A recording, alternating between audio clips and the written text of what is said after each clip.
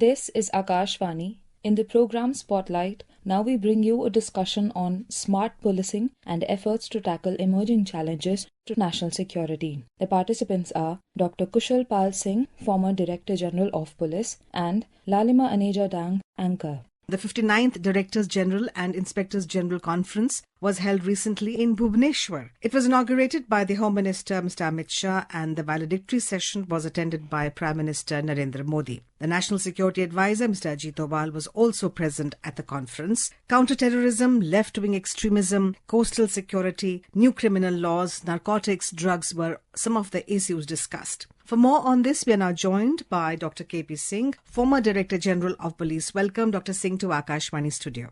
Thank you very much, Lalimaji. So security is significant for any nation, undoubtedly, but it's a little complex for our country because we have such a diverse boundary. We have coastal line on one hand, we have the north, which is surrounded by the rugged mountains, and we have the east and the west. So how do you view our management of security? You have very rightly mentioned that we have diverse problem of internal security, including the border security, as well as other internal security issues like drugs, illegal migrants, cyber crimes, implementation of the new laws, maritime security, and left-wing extremism. Gee. So internal security is a very complex problem and it requires handling by expert differently.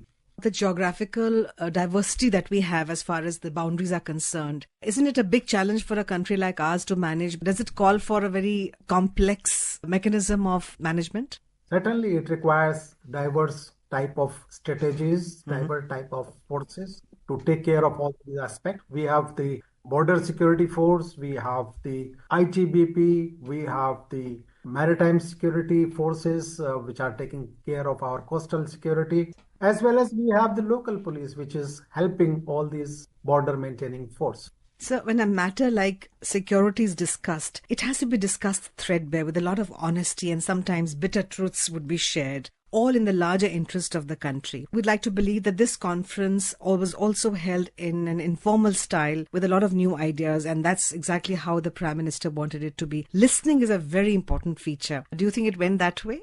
Exactly. I have been participating in these conferences when I was DGP and Intelligence Chief in state of Haryana. These meetings have a very fruitful agenda, and the outcome of these meetings are really helping the police to modernize. For example, the Prime Minister have given a call that we should be aware of the cyber crimes and the problems of deep fakes. And it is a real challenge in today's world. We have to really gear up to take care of these challenges. The criminals are tormenting the innocent people by duping their money, by defrauding them for their money. Cyber crimes are a different issue. It is different from traditional crime, and we require separate police stations to deal with them. We require separate mechanism to register FIR against those fraudsters. We require separate forensic expert to have the police investigating officer, as well as we require investigating officers who are cyber literate. So in these directions, I think we have to move ahead, and the Prime Minister have given enough clues, enough directions to the forces that they should really gear up to take care of these cyber fraudsters. Otherwise, people will be tormented by them as they have already done in a big way. Yes, you very well talked about the digital crimes part. In fact, it took a Prime Minister to clarify that people must be very alert as far as digital crimes are concerned, especially digital arrest. Many educated people have succumbed to it and lost crores of money. In fact, thousands and thousands of crores have been lost through digital arrest. Dr. Singh, you correctly pointed out that we need a separate mechanism for taking care of the cyber crimes. It is also said that people who are perpetuating cyber crimes go ahead, before the police gets prepared, before the infrastructure gets geared up to deal with them, they go ahead of our policy. Is it true? And how do we manage them? How are we geared to manage them then? Yes, it is true. And we require a three-pronged strategy. Firstly, we have to educate the masses about digital arrest and about these cyber fraudsters. Secondly, we have to involve our banks, our bankers, so that they create a mechanism through which these fraudsters cannot siphon off the money of innocent customers. And thirdly, we have to take effective action against them. You have very rightly mentioned that these fraudsters, they have masks. They are not easily identifiable. They have layers after layers. So we have to create special police stations for that, cyber police stations for that, and we have to take strict action against them. And this three-pronged strategy can only help us reduce the incidence of cyber crimes. And there is a common number to deal with the digital crimes, right? Yes, it is there. People can report. But what after reporting? It need to be investigated. Other agencies who are there, like the banks, the police, they have to gear up. So we have to coordinate with that. So we have to register FIR, and for that we require a special mechanism or a special police station because the traditional police stations are already busy with other works. Dr. Singh, do you think this conference is a great platform for interaction? Because this is a good time for all senior police professionals to freely discuss and debate various and diverse national security issues. And interestingly, as we talk more and more about technology, this was also held in hybrid form. Yes, it is held this time in hybrid form so that more and more officers can join and can be benefited from the discussions. And these discussions, basically I was going through the agenda which was discussed there. It covers almost each and every aspect of internal security. And officers, they share their experiences, they put up their demand before those who matters, and then expect that something concrete is done. And I must share with you that as a result of these conferences, which is held annually, so many changes have come into the police, including the new criminal laws, which are there and which are really revolutionary and which were required by the police. So there are positive outcomes of all these conferences, and they go a long way in modernizing police and in improving policing in the country. The fact that the government has opened up a forensic science university, I think, in Gandhinagar, if I'm not mistaken, that also shows that the government is serious about policing and to ensure that we have trained personnel to deal with crimes in or out. The university has done excellent work, but it is not enough. Every state has to establish a forensic science laboratory to deal with cyber crimes exclusively. It should have its branches even at the district level, because the problem of cybercrime is so grave and the incidence is increasing day by day, which we are not even able to appreciate because most of these crimes, it goes unreported. It only is recorded by police by way of information only that it is an information.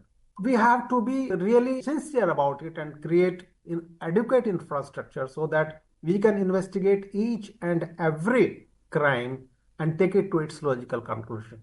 All right, let's come to another topic, drugs. This government again is very much determined to do away with the drugs menace in the country. And that's tough because we have a porous border. Much of our border is porous, and however hard we have tried, there are migrants who come and they become a source of drug menace in the country. Many drugs have also been found at various ports and stations. How do you think the government is handling this particular problem? You are right. Government is taking steps. Government have enacted laws to deal with such smugglers, peddlers, and even the users. But implementation of those laws are not there on ground in the way it should have been.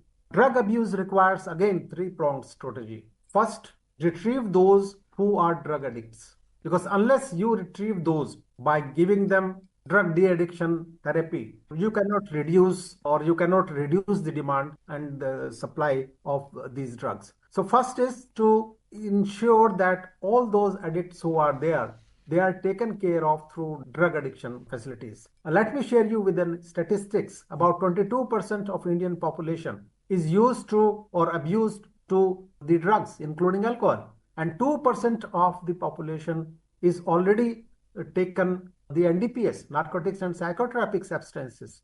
But we do not have a branch in medical colleges dealing with this subject exclusively. We have several branches, but we do not have drug de-addiction stream separately in medical colleges. We do not have government-run drug de-addiction camp in suitable numbers.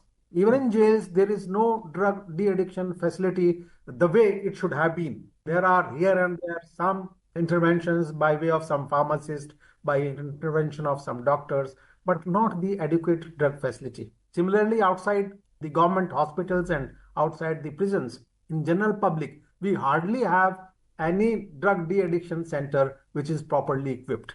Secondly, we have to take effective action against the drug smugglers and big fish you have rightly mentioned. For that, there are laws which provide for their preventive detention. Unfortunately, that law of 1988, which provide for preventive detention, is not being used the way it should have been used. Secondly, the law provides for forfeiture of proceeds of crime of these NDPS smugglers. Again, number of those whose properties are being seized or forfeited under that law is in hundreds, whereas the problem is at such a large scale that even in villages it has spread. And what is unfortunate part is that the number of women drug addicts is increasing. So we have to really adopt a three-pronged strategy. Unless we do that, we cannot deal with this problem. Right. The Honorable Prime Minister has often mentioned the role of technology and particularly artificial intelligence in managing security and many other issues. Where do you see the role of artificial intelligence going in our country at the moment as far as security is concerned? It has a two-way utility. Artificial intelligence can help you to identify the criminals quickly, to filter those who are criminals from among the innocent people. At the same time, it also have a negative aspect. It will increase the nature of crime, especially the cyber crimes. Yes. It will increase the issue, the crime related to privacy, and it will pose several unknown security threats, which will come to fore in near future as artificial intelligence will reveal in its true color. So we have to be alert about it, and we have to educate our policemen as well as police investigators about the threat as well as the utility which we can put artificial intelligence to. Yes, as you mentioned a little while ago, that now the sounds also can be cloned, unfortunately. So it's a tough job for the people who are managing security, because those who are committing these crimes are way ahead. Dr. Singh, how would you define the road ahead for India's security after this conference? See, if the steps which have been discussed in this conference, if they are put to use and the policies which have been discussed there and decided there are implemented, the security will certainly improve. I am a votary that police of any country, if it is strong, the country is strong. If the police is weak, the social fabric is weak, the national fabric is weak. So it is the duty of the police leaders who participated in this meeting that they should utilize the opportunity which has been offered by our Prime Minister and the Home Minister in their full capacity and develop a security environment in which a common man can feel that they are safe.